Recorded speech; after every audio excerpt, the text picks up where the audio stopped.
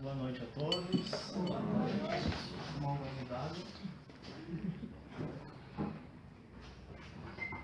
Tudo bem. Primeiramente é um prazer estar aqui com todos vocês novamente. Fico muito feliz de ter recebido um novo convite. Espero receber mais. Com certeza. Eu venho da Cidade Espírita Allan Kardec, de Capão da Canoa, mas eu moro aqui em Capão Novo, então posso dizer que estou me sentindo em casa, sou daqui. E esse tema, a família do século XXI, é um tema que foi proposto para uma exposição também que nós fizemos lá na SEAD. E aí, quando nós falamos de família do século XXI, surge uma série de conflitos na nossa mente sobre estrutura familiar, sobre os padrões de comportamento e que indivíduos devem fazer parte de uma família. Foi a primeira coisa que eu pensei também. Mas ontem, conversando com a minha facilitadora de ESD, ela me disse: Arthur, nós temos que, com o Espiritismo, com a doutrina, tentarmos o máximo separar a nossa mente dos conflitos e dos símbolos e das coisas que fazem parte da matéria.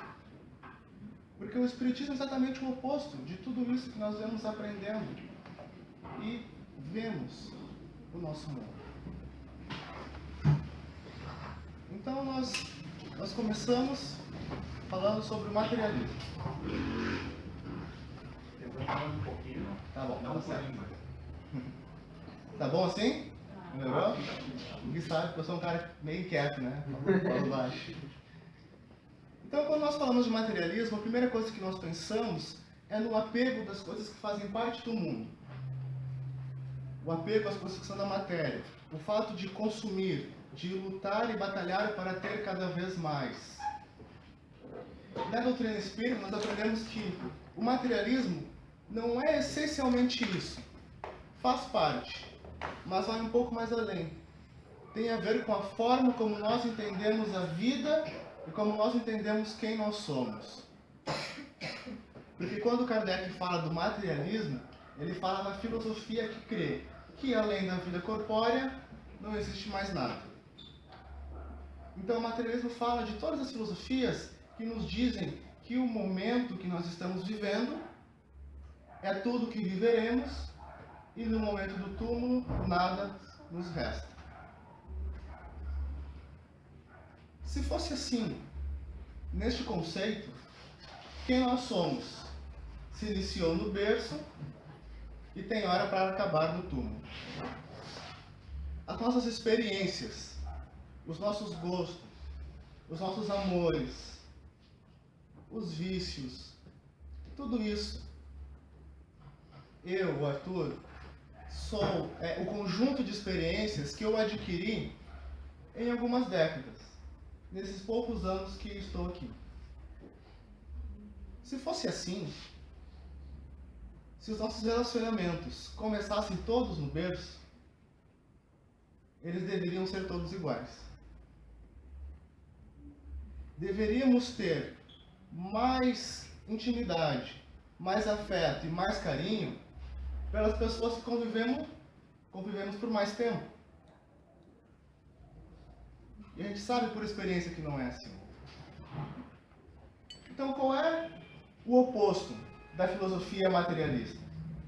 Qual é o oposto da doutrina que nos diz que nós vivemos o momento e que além nada mais existe? É o que Kardec nos traz, com o auxílio dos espíritos, que é a espiritualidade. O espiritismo, a doutrina dos espíritos, que nos diz que antes do berço e antes da concepção, a consciência já existia.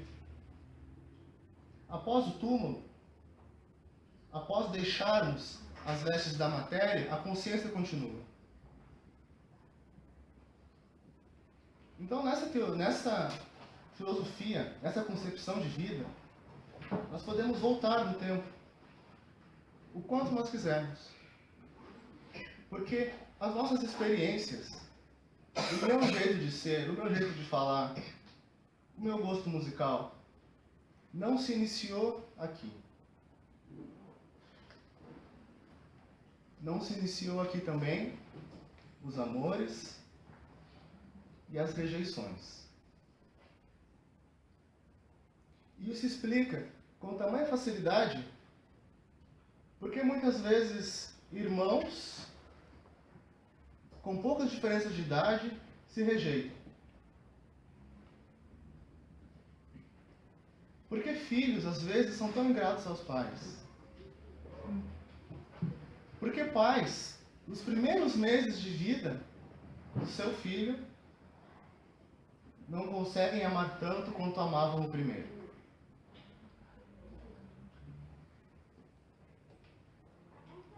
Se tudo tivesse início aqui, deveria ser igual. E é esse o grande pilar.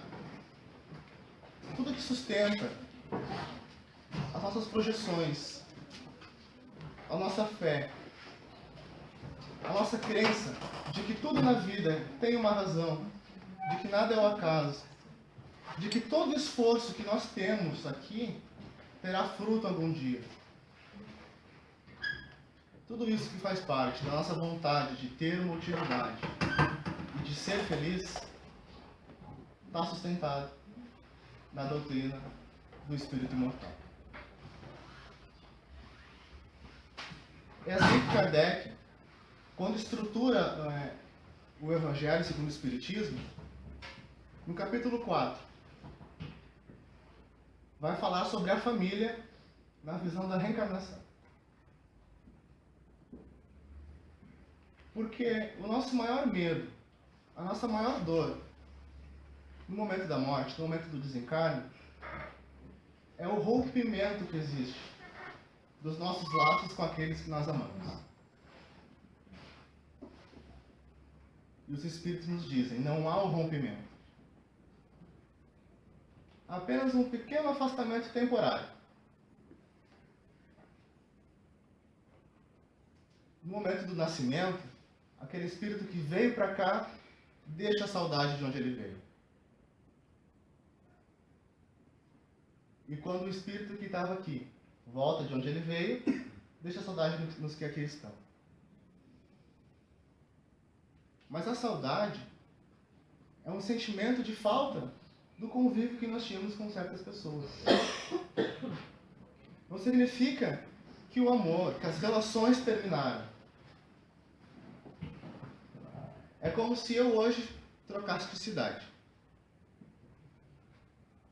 E para onde eu fui, para a minha nova cidade, o telefone não tem sinal. Tem sinal de vez em quando. E é só de lá para cá. Então, para matar a saudade, eu posso ligar para vocês.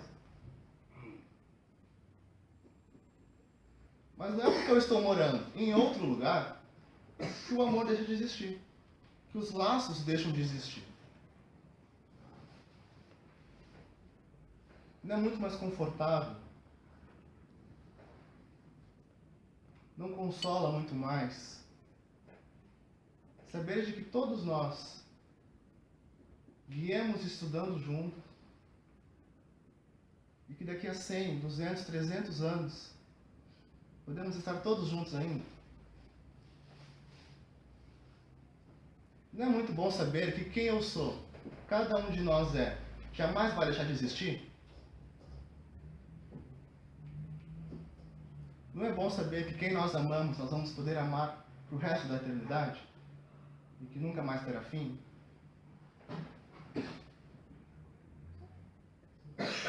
Então é isso que a doutrina nos traz. É isso que Kardec explica tão bem.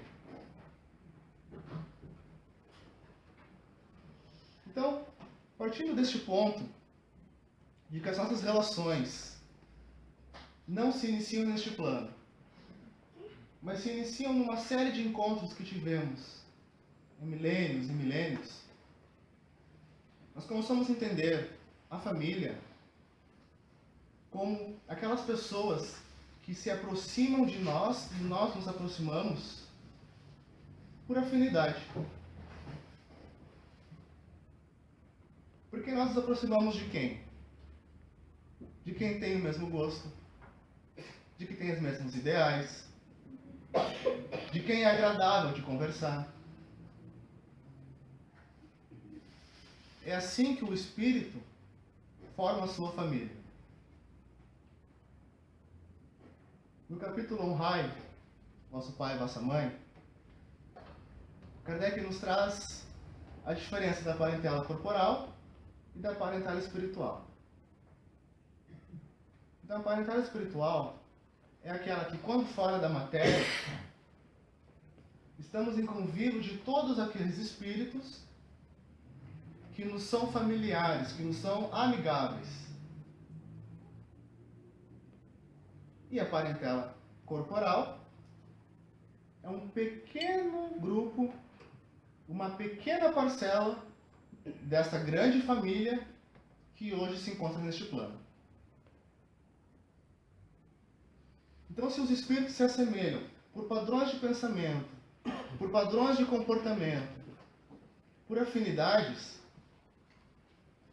quando esses membros reencarnam, é muito comum nós observarmos filhos com um comportamento parecido com o dos seus pais, com atitudes parecidas com as dos seus avós, que nem conheceram neste plano.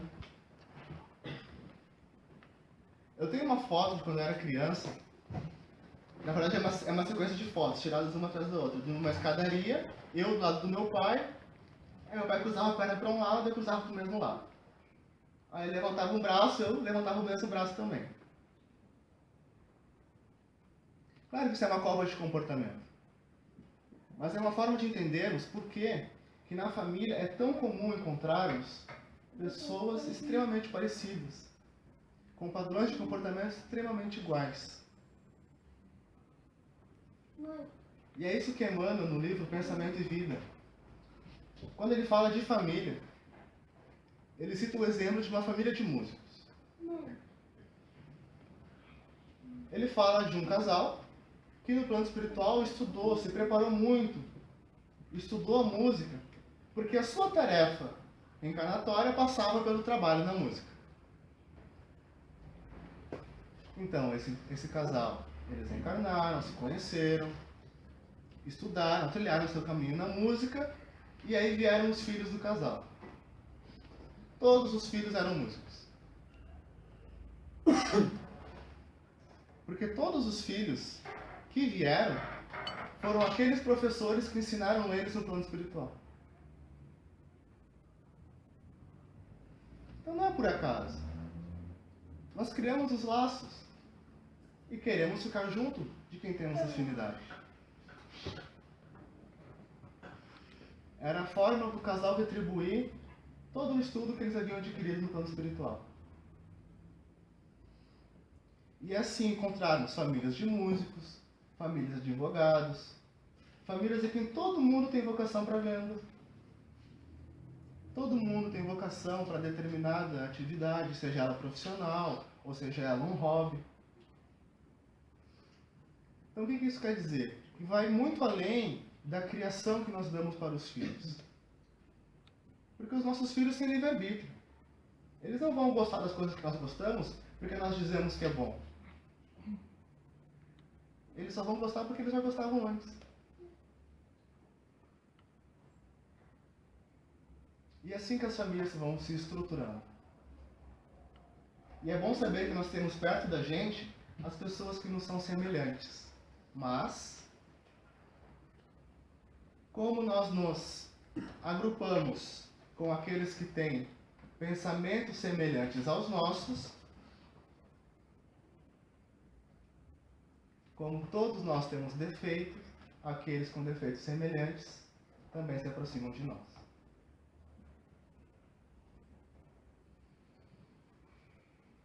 E por que Deus permite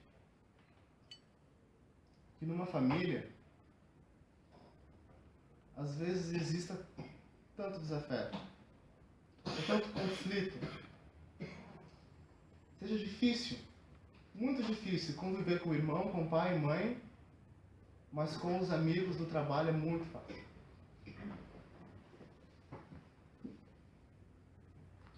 Porque Deus é providência. E Ele sabe o que cada um precisa, e além disso, sabe o que cada um tem. Algo que falta pra gente ainda é o autoconhecimento.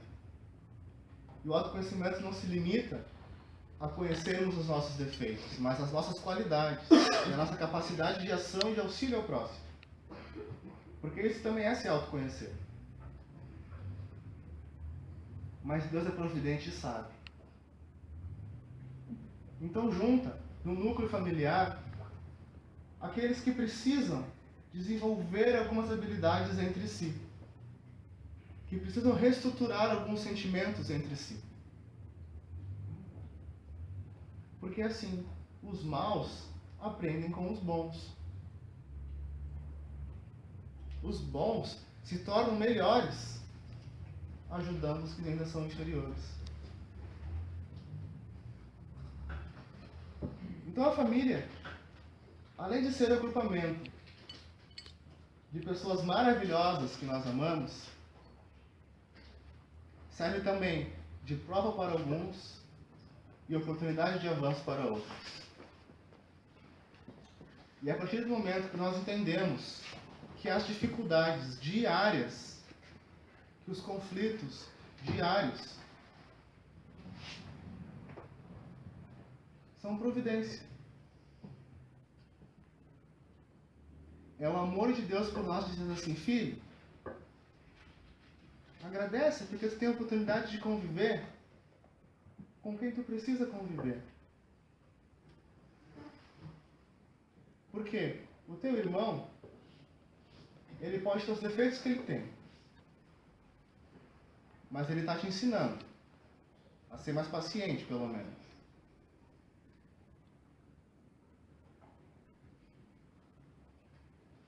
É muito comum, conversando com pessoas próximas da gente, a gente ouvir reclamações dizendo: na minha casa, os meus filhos não dão o valor que eu mereço, minha mulher ou meu marido não são mais tão carinhosos, convívio é difícil. Mas e se você vai falar com os filhos? Não, porque o meu pai é muito sem paciência. A minha irmã, eu não posso fazer nada, porque ela acha algo de errado e conta para os meus pais. Mas aí se você fala com a irmã reclama do irmão. E a mulher dos filhos. Não quer dizer que isso seja falta de amor. Quer dizer que nós temos que analisar a nossa grande capacidade de ainda magoarmos os outros.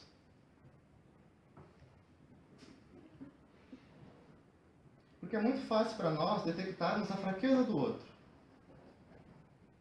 Uma pessoa que nós não conhecemos, 10 minutos de conversa, nós identificamos uns 4 ou 5 defeitos.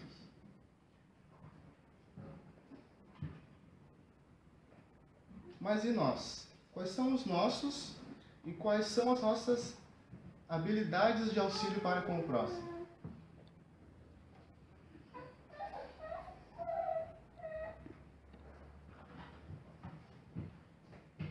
A partir disso, nós vamos entendendo a família como um laboratório. O Haroldo fala que é um instituto de reharmonização, de reestruturação. Por quê? Livro Entre a Terra e o Céu, de André Luiz, ele conta a história de 2 espíritos que se preparavam para ter uma experiência junto, formarem um casal. E quando um deles estava completamente deliciado, feliz com a oportunidade de reencarnar, constituir família, reparar os erros do passado, aquele que viria a ser o seu companheiro desistiu.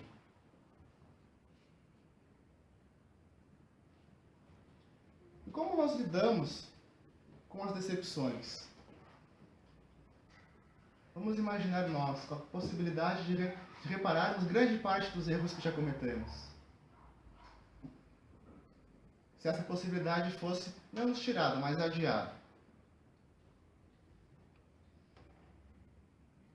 Então esse espírito se desestruturou. Se sensibilizou de tamanha forma que não conseguia mais conter os seus sentimentos. E se desestruturou. E a pergunta é: de quem é a responsabilidade de reestruturar um espírito desestruturado?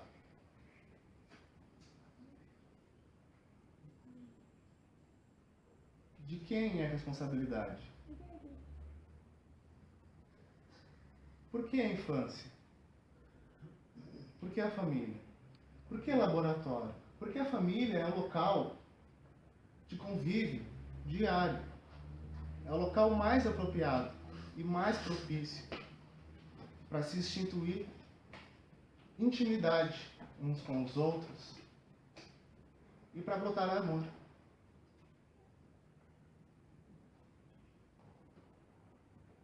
Muitas vezes o filho que nós estamos recebendo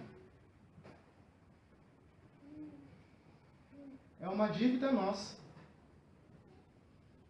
E Deus é tão bondoso que Ele cobra nossas dívidas apenas com amor, com dedicação, com atenção.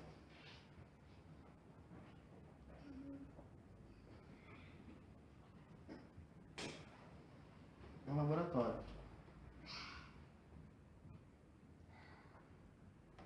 Existe um palestrante da Paraíba que vem ganhando assim, uma certa credibilidade no movimento, se chama Rossandro. Eu gosto muito das palestras dele porque ele é psicólogo e ele é uma pessoa muito engraçada, é muito gostoso de assistir as palestras dele. E ele conta um caso de um casal aqui do Rio Grande do Sul, conheceu ele numa das caravanas que ele fazia e eles estavam se mudando para Paraíba.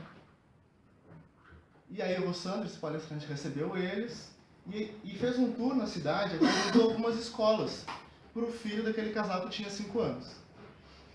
Apresentou escolas, apresentou alguns bairros bons para morar, foi um bom anfitrião.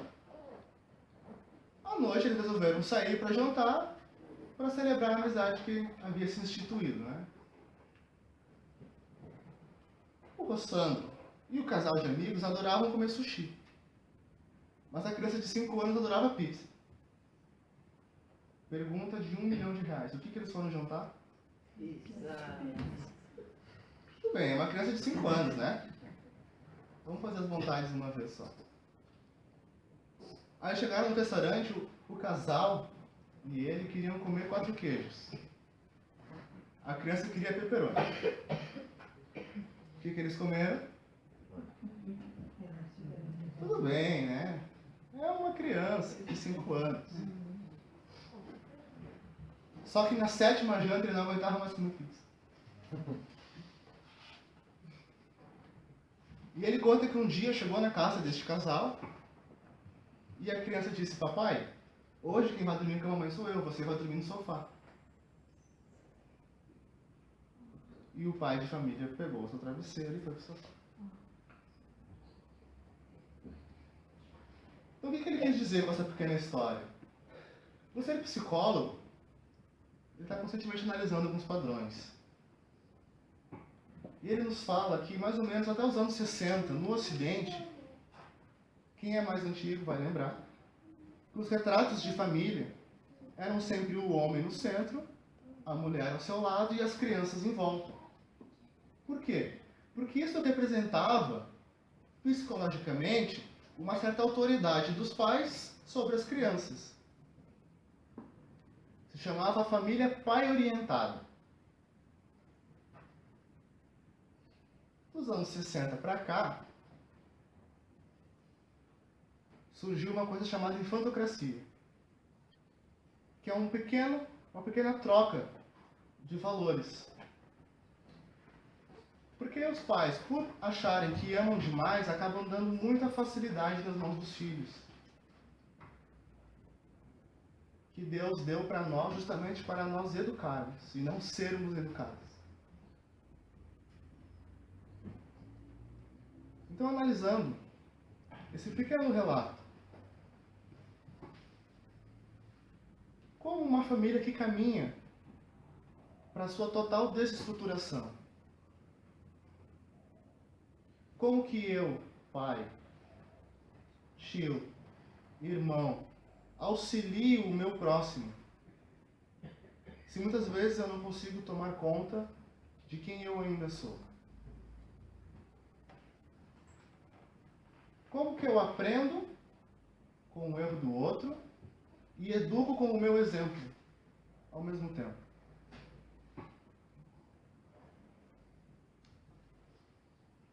Eu não sei, tá? Vou citar Emmanuel, porque o Emmanuel sabe.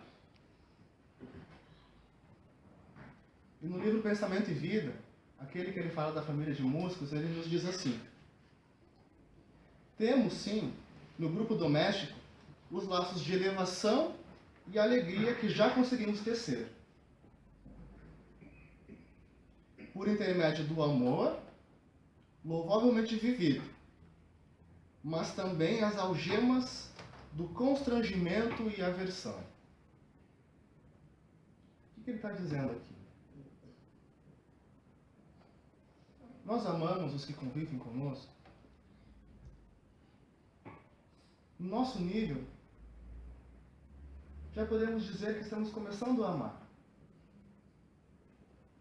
Quando nós calamos diante do erro do outro, diante da ofensa do outro, quando nós auxiliamos na fragilidade do outro.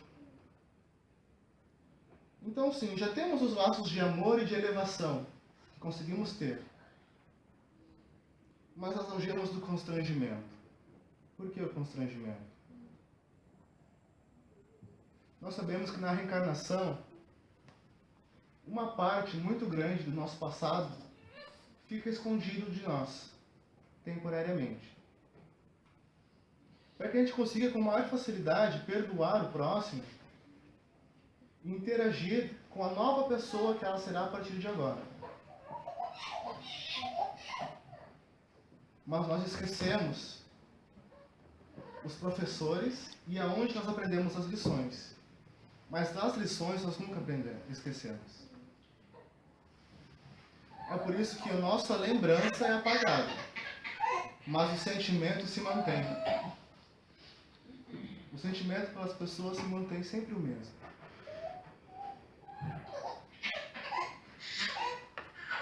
Por isso é comum, muitas vezes, evitarmos pessoas da nossa família por não sabermos como nos comportar diante daquela pessoa. Sem nem sabermos o porquê.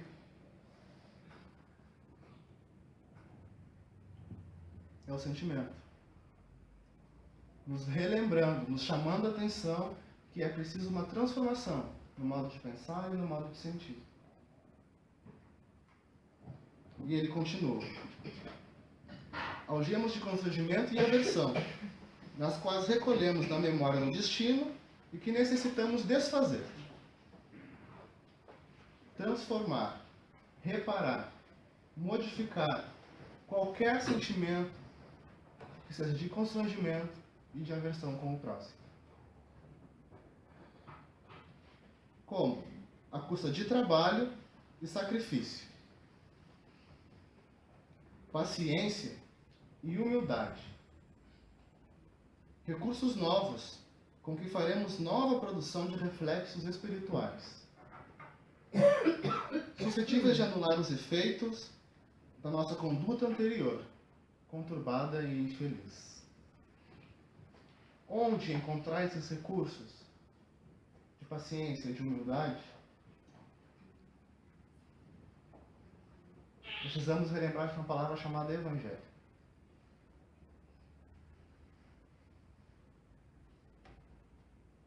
Quando falamos em Espiritismo, falamos no Evangelho de Jesus, muitas vezes nos remetemos ao trabalho, à assistência social, à exposição pública, aos grupos de estudo. Mas quantas vezes nós realmente associamos o Espiritismo com as ações que Jesus tinha quando passou na Terra.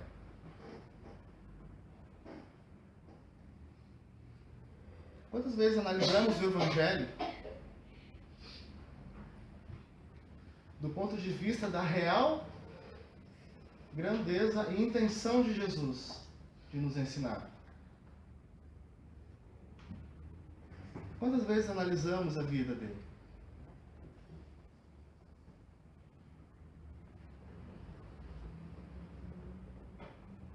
Jesus resumiu todos os ensinamentos em um,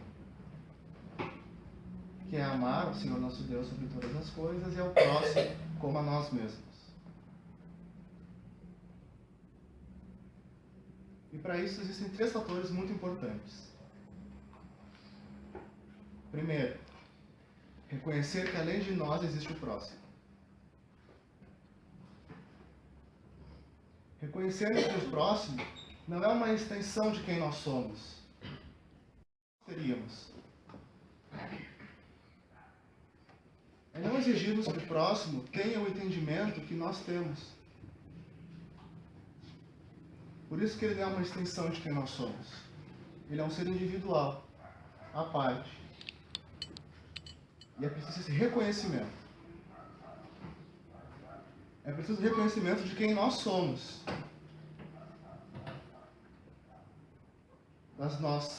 Da nossa real posição quanto espíritos em evolução.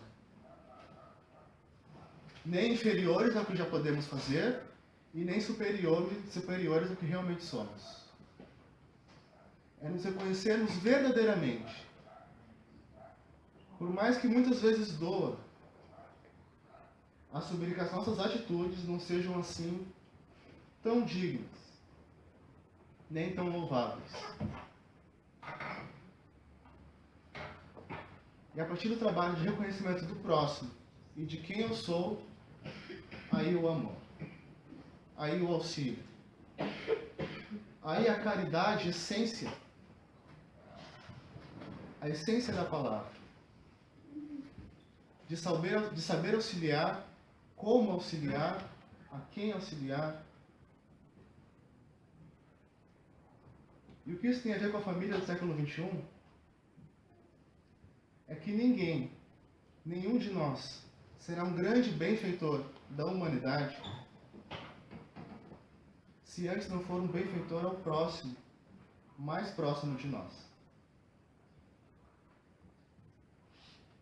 Ninguém fará o bem em escala nacional, em escala mundial, como muitos nomes que nós conhecemos, se antes não fizer o bem na família. Se antes não fizer o bem dentro do seu convívio íntimo, do seu convívio diário. Porque para nós espíritas, que já não nos servirmos mais do conceito de vida materialista, não nos importa se a família do século XXI não é a tradicional família de anos atrás, com pais e filhos. Não nos importa mais se são avós cuidando de netos, tios cuidando de sobrinhos, casais homoafetivos cuidando de seus filhos. Para nós nada mais disso importa, porque nós já entendemos que a posição que nós temos hoje na matéria não é a posição única que nós teremos nessa vida. Não é quem nós realmente somos. Nós somos a essência que hoje habita esse corpo. Que ora será filho, ora será pai, ora será avô. Então aquela dúvida de estrutura familiar, ela tem que ser muito mais complexa, muito melhor estruturada para o nosso entendimento. A família do século XXI tem que ser aquela família que dentro do seu convívio do lar consiga instituir o Evangelho como vivia Jesus. Consiga praticar cada linha que nos fala sobre o que é o homem de bem.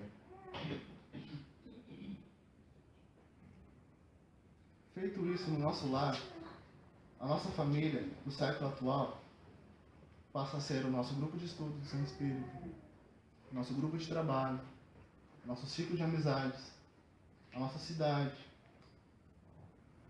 o Estado, a nação, a nossa família, a nossa atual família, passa a ser todos os espíritos.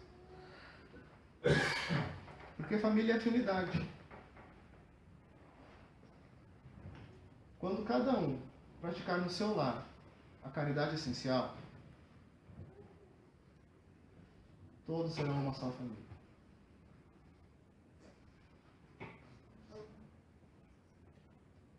E uma família que já não tem mais as vicissitudes necessárias para o aprendizado. Uma família que vai aprender só com o amor, só com o exemplo, só com a benevolência, com a indulgência, com o perdão.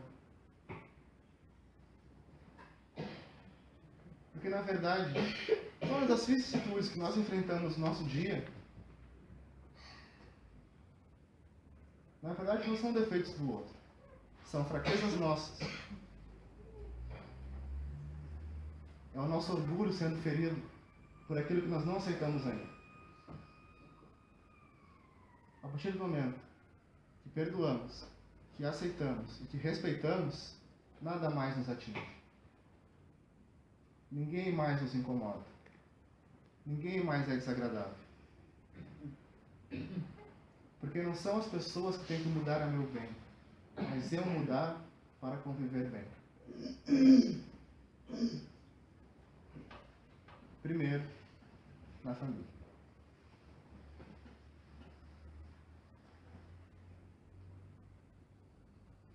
É o meu sincero desejo para todos nós.